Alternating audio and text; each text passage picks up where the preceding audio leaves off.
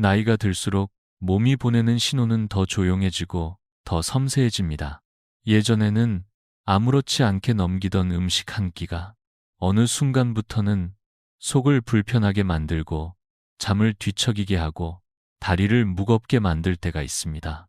많은 분들이 이런 변화를 단순한 노화라고 생각하지만 실제로는 우리가 오랫동안 익숙하게 먹어온 음식의 조합이 몸에 맞지 않게 변했기 때문인 경우가 아주 많습니다. 특히 한국 사람들이 평생 건강식이라고 믿어온 검은 콩, 미역, 표고버섯은 올바르게 먹으면 몸을 가볍게 하고 혈관을 보호하며 소화를 편안하게 돕는 훌륭한 식재료지만 잘못된 시간에 먹거나 잘못된 재료와 함께 먹으면 신장과 위장에 부담을 주고 밤새 뒤척이게 만들 수도 있습니다.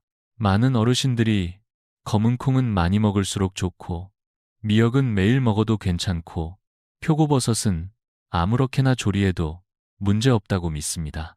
그러나 몸의 효소와 흡수 능력이 서서히 줄어드는 마흔 이후에는 같은 음식이라도 먹는 방법과 조합에 따라 효과가 크게 달라집니다. 작은 실수 하나만으로도 배가 더부룩해지고 피곤해지고 다리가 붓고 아침에 얼굴이 무거워질 수 있습니다. 그래서 오늘은 이 세 가지 음식이 어떻게 몸을 도와주는지, 어떤 조합이 몸을 무겁게 만드는지, 그리고 어떻게 먹어야 가장 자연스럽고 편안하게 건강을 지킬 수 있는지를 차분히 나누고자 합니다. 오늘의 내용은 어렵거나 부담스럽지 않습니다. 단지 오랫동안 이어져 온 습관을 조금만 바꾸면 몸이 바로 반응할 수 있는 아주 실용적인 이야기들입니다. 영상 끝까지 함께 해주신다면 내일 식사부터 바로 적용할 수 있는 작은 변화가 여러분의 몸을 훨씬 가볍고 편안하게 만들어줄 것입니다. 앞에서 말씀드린 것처럼 몸은 나이가 들수록 익숙한 음식에도 조금씩 다르게 반응합니다. 그래서 우리는 이제부터는 무엇을 먹느냐보다 어떻게 먹느냐를 더 중요하게 생각해야 합니다. 그 중에서도 검은 콩은 많은 분들이 건강을 위해 매일 챙겨 드시는 식재료이기 때문에 더 세심한 주의가 필요합니다. 검은 콩은 단백질과 항산화 성분이 풍부해 우리 몸에 큰 도움을 주지만 조합이 잘못되면 좋은 음식이 오히려 부담이 될 수 있습니다. 그래서 이 부분은 조금 천천히 그리고 아주 구체적으로 짚어드리려고 합니다. 첫 번째 실수는 빈속에 우유와 함께 검은 콩을 먹는 것입니다. 검은 콩은 철분과 인이 풍부하고 우유는 칼슘이 많은데 이 두 성분이 빈속에서 만나면 서로 엉겨붙어 몸이 흡수하지 못하는 작은 알갱이가 만들어집니다. 젊을 때는 큰 문제가 없었을 수 있지만 마흔 이후에는 위산 분비가 줄어들어 이런 알갱이를 처리하기가 더 어려워집니다. 그래서 많은 분들이 아침에 검은 콩 우유 한 잔을 마신 후 속이 더부룩하거나 피곤해지는 이유가 여기에 있습니다. 두 번째 실수는 소고기와 검은 콩밥을 함께 먹는 것입니다. 소고기의 햄철은 원래 흡수가 잘 되는 영양소이지만 검은 콩의 풍부한 섬유질이 스펀지처럼 작용해 귀중한 철분을 잡아버립니다. 특히 폐경 이후의 여성이나 피로를 자주 느끼는 분들에게는 이런 조합이 더 큰 부담이 될 수 있습니다.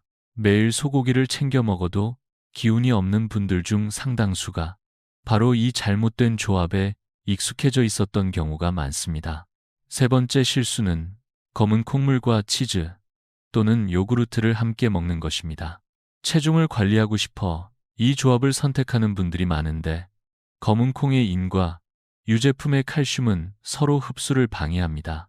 겉으로는 건강해 보이지만 실제로는 뼈에 필요한 칼슘이 충분히 전달되지 못해 허리나 무릎이 더 무거워질 수 있습니다. 이처럼 검은 콩 자체가 문제가 아니라 몸이 부담 없이 받아들일 수 있는 방식이 중요합니다. 이제 다음 단계에서는 검은 콩을 더 효과적으로 먹는 방법, 즉 몸이 부드럽게 반응하고 에너지와 소화를 돕는 황금 조합들을 천천히 살펴보겠습니다.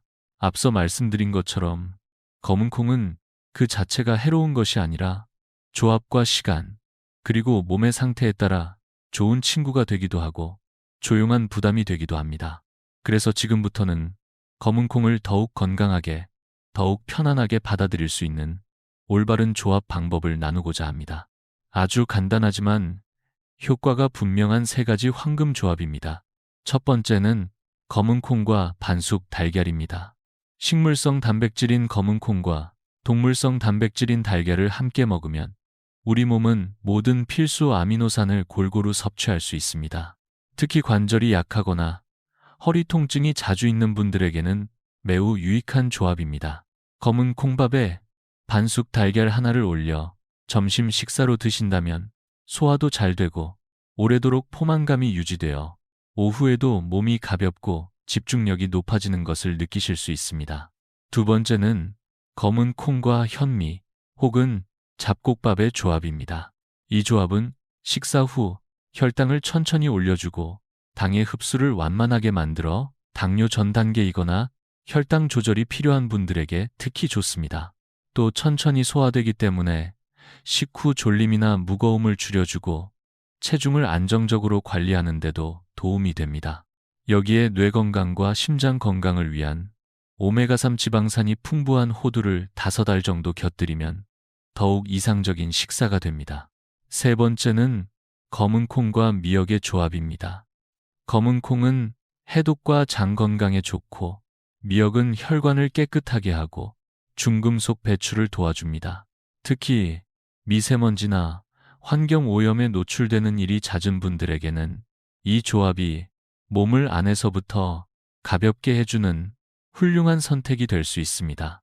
미역국과 검은 콩밥, 이 단순한 식사가 몸을 정리하고 다음 날을 가볍게 시작하게 도와줍니다. 검은 콩은 평범해 보이지만 이렇게 현명하게 조합하면 나이가 들어도 활력을 유지할 수 있는 든든한 친구가 됩니다. 다음으로는 미역을 둘러싼 오해와 우리가 자주 반복하는 실수들에 대해 함께 짚어보겠습니다. 바다의 선물인 미역도 잘못 먹으면 뜻밖의 부담이 될 수 있습니다. 검은 콩처럼 미역도 오랫동안 건강식으로 사랑받아온 식재료입니다. 출산 후 회복기나 생일 혹은 특별한 날에 미역국을 챙겨 먹는 전통은 그만큼 미역이 우리 몸에 좋다고 믿기 때문입니다. 실제로 미역은 해독, 혈액순환, 미네랄 보충에 효과적인 훌륭한 음식입니다. 하지만 미역도 어떻게 조리하고 무엇과 함께 먹느냐에 따라 효능이 달라질 수 있습니다. 익숙해서 자주 반복하지만 의외로 많은 분들이 실수하고 있는 조합 세 가지를 꼭 짚어드리고자 합니다. 첫 번째 실수는 미역국에 파를 넣는 것입니다. 국의 향을 더 좋게 하기 위해 마지막에 파를 듬뿍 넣는 경우가 많지만 사실 이 파 속의 황화 화합물이 미역 속의 칼슘과 결합해 비타민 K의 활동을 방해하게 됩니다. 비타민 K는 칼슘이 뼈에 잘 흡착되도록 돕는 중요한 역할을 하는데 이 기능이 떨어지면 오히려 뼈 건강에 역효과가 생길 수 있습니다. 몇 년 동안 파를 넣은 미역국을 드셨던 서 여사님의 경우 오히려 무릎 통증이 심해졌다고 하셨습니다. 이후 파를 넣지 않고 담백하게 미역국을 끓이신 뒤에는 통증이 눈에 띄게 줄었다고 하셨습니다. 두 번째 실수는 들기름으로 미역을 볶는 것입니다. 들기름은 향도 좋고 뇌 건강에 좋다고 알려져 있지만 열에 매우 약합니다. 강한 불에서 볶을 경우 산화가 일어나고 해로운 물질이 생성될 수 있습니다. 특히 간과 신장이 약해지는 노년층의 몸에는 이러한 산화물들이 큰 부담이 됩니다. 미역을 볶고 싶다면 들기름 대신 참기름이나 올리브유를 사용하는 것이 훨씬 안전합니다. 세 번째 실수는 짠 음식들과 미역을 함께 먹는 것입니다. 많은 가정에서 미역국과 김치, 젓갈, 조림을 함께 올려 식사를 합니다. 하지만 이런 식사는 나트륨 함량이 매우 높아지고 이로 인해 몸이 수분을 과도하게 머금어 다리가 붓고 혈압이 높아질 수 있습니다. 실제로 매일 아침 미역국과 김치를 함께 드시던 한 어르신은 다리가 늘 무겁고 부어 있었는데 국물의 간을 줄이고 김치 양을 조절하신 후에는 한결 몸이 가벼워졌다고 하셨습니다. 이처럼 익숙한 조리, 습관 속에도 몸에 부담이 될 수 있는 요소들이 숨어 있습니다. 그렇다면 미역은 어떻게 먹을 때 몸이 더 편안하고 건강하게 반응할 수 있을까요? 이제는 미역과 잘 어울리는 황금 조합들을 함께 살펴보겠습니다. 앞에서 말씀드린 것처럼 미역은 잘못 조리하거나 짠 음식과 함께 먹으면 오히려 건강에 부담이 될 수 있습니다. 하지만 반대로 몸이 필요로 하는 재료들과 함께 먹으면 미역은 그야말로 바다에서 온 완전한 선물이 됩니다. 지금부터는 미역을 더 깊고 부드럽게 활용할 수 있는 3가지 황금 조합을 소개드리겠습니다. 이 조합들은 실제로 많은 어르신들이 실천하며 긍정적인 변화를 체감하신 사례들이기도 합니다. 첫 번째 조합은 미역과 소고기입니다. 이 두 재료는 서로를 돋보이게 하는 완벽한 한 쌍입니다. 소고기는 양질의 철분과 단백질을 공급해 피를 만들고 근육을 유지하는 데 도움을 줍니다. 미역은 혈관 속 노폐물을 씻어내고 미네랄 밸런스를 맞춰줍니다. 특히 피로를 자주 느끼거나 어지러움을 자주 경험하는 분들에게는 이 조합이 매우 유익합니다. 일주일에 한두 번 소고기 미역국을 따뜻하게 끓여 드시면 혈액순환이 좋아지고 몸이 한결 가볍게 느껴질 수 있습니다. 두 번째 조합은 미역과 부어입니다. 부어는 따뜻한 성질을 가지고 있어 몸을 안에서부터 데워주고 미역은 수분을 정리하며 부기를 완화해줍니다. 손발이 차거나 날씨에 민감하게 반응하시는 분들에게는 이 조합이 특히 잘 맞습니다.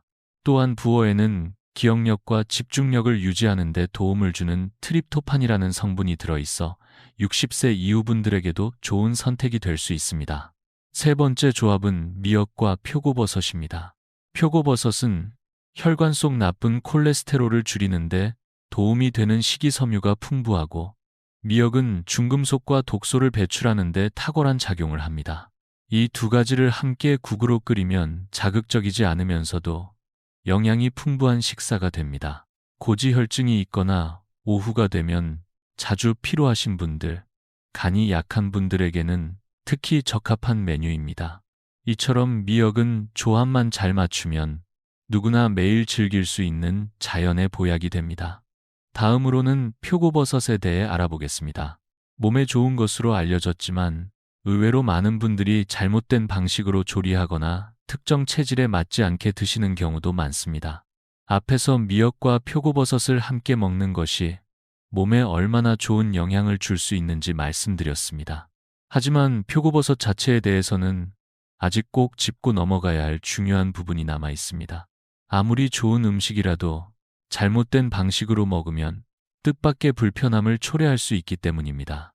특히 위장이 예민하거나 면역력이 약해진 중년 이후에는 작은 실수 하나도 몸에 오랫동안 부담이 될 수 있습니다.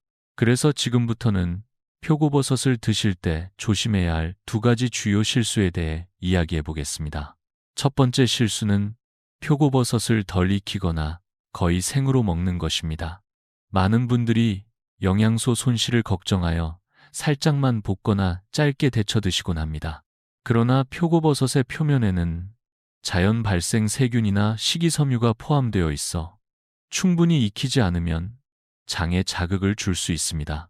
특히 소화 능력이 떨어지는 어르신들에게는 설사나 복통, 가벼운 피로감의 원인이 될 수 있습니다. 실제로 68살의 은숙 씨는 매일 표고버섯 볶음을 드셨지만 항상 배가 더부룩하고 피곤하다고 하셨습니다. 조리 시간을 늘려 충분히 익혀 드시자 2주 만에 속이 한결 편안해졌다고 말씀하셨습니다. 두 번째 실수는 통풍 환자나 요산 수치가 높은 분들이 표고버섯을 너무 자주 드시는 경우입니다. 표고버섯에는 천연 퓨린이 함유되어 있는데 퓨린은 체내에서 요산으로 전환됩니다. 만약 이미 요산 수치가 높은 사람이 매일 버섯국이나 볶음을 먹게 되면 관절 통증이나 손발의 부기 증상을 경험할 수 있습니다. 65살의 한 남자 어르신은 붉은 고기를 피하고 건강을 생각해 매일 버섯국을 드셨지만 오히려 요산 수치가 올라 관절 통증이 심해졌다고 하셨습니다. 식단을 바꾸고 표고버섯 섭취를 줄이자 상태가 눈에 띄게 나아졌습니다. 표고버섯은 훌륭한 식품이지만 체질과 조리법을 고려하지 않으면 오히려 불편함을 줄 수 있습니다. 다음 단계에서는 이러한 주의점을 넘어 어떻게 하면 표고버섯을 몸에 꼭 맞게 활용할 수 있는지 황금 조합 3가지를 함께 살펴보겠습니다.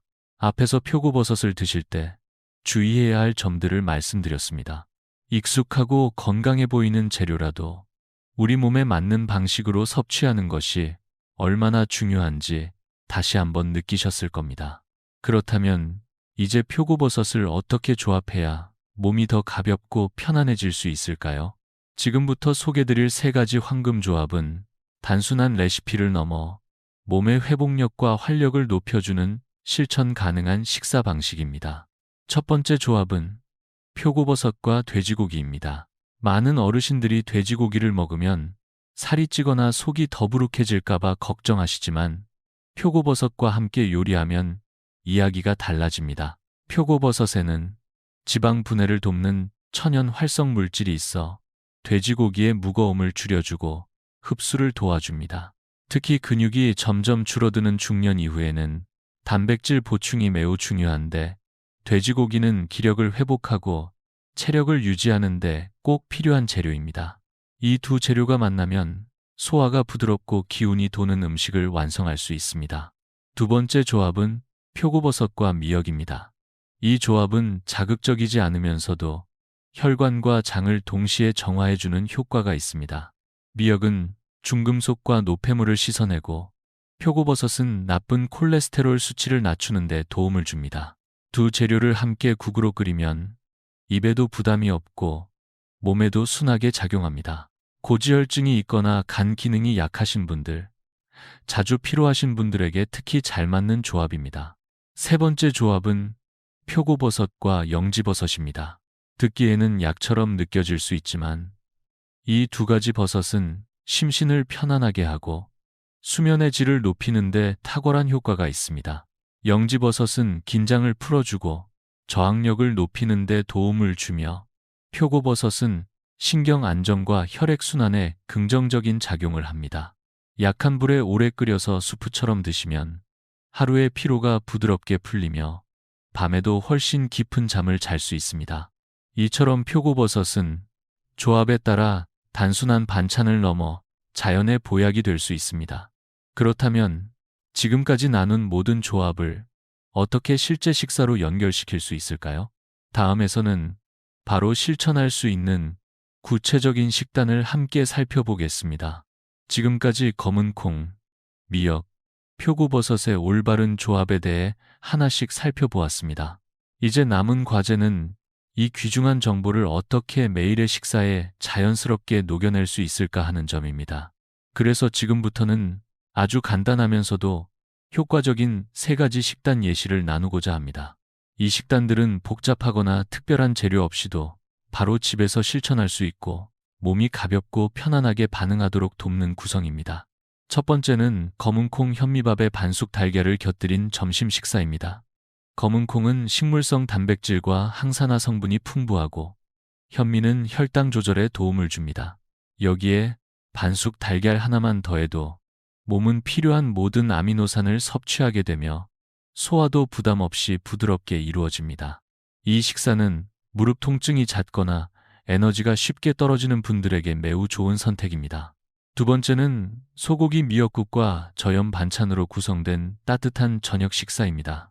소고기의 철분과 단백질, 미역의 미네랄과 해독 작용이 만나면 혈액을 보충하고 혈관을 정리하는 데 탁월한 효과를 냅니다. 여기에 김치나 젓갈 대신 삶은 채소나 무염나물을 곁들이면 몸의 나트륨 부담을 줄이고 잠들기 전 몸이 더 가볍게 느껴집니다. 세 번째는 표고버섯 된장국과 잡곡밥, 그리고 호두 5알로 구성된 아침 식사입니다.